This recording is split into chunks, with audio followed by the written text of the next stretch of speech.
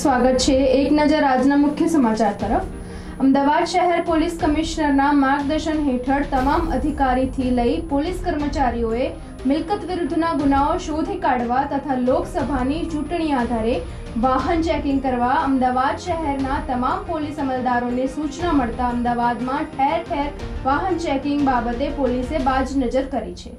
ત્યારે ઈસનપુર વિસ્તારના PI Shri BS Jadeja તથા ડી સ્ટાફના પીએસઆઈ પીજી ચાવડા અને તેઓની ટીમ દ્વારા વાહન ચેકિંગની કામગીરી દરમિયાન એક્ટિવા મોટરસાયકલ તથા વાહન ચાલક શંકાસ્પદ લાગતા પોલીસે પૂછપરછ દરમિયાન તથા પોકેટ કોપ એપ્લિકેશન સર્ચ કરતા એક્ટિવાના ખરા માલિકનો નંબર મેળવતા તેઓ સાથે પૂછપરછ દરમિયાન આ એક્ટિવા ચોરાઈ ગયેલ છે, જેની ફરિયાદ મેં કણભા પોલીસ સ્ટેશનમાં કરેલ છે।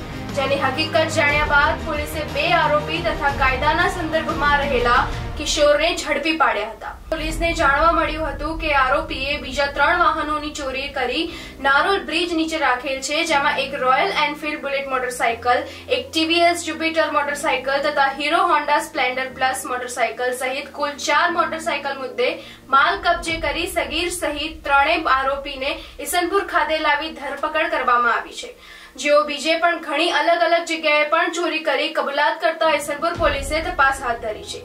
બન્યા રહો અમારી સાથે। હું છું વિશ્વા દવે, આરમ ન્યૂઝ 24।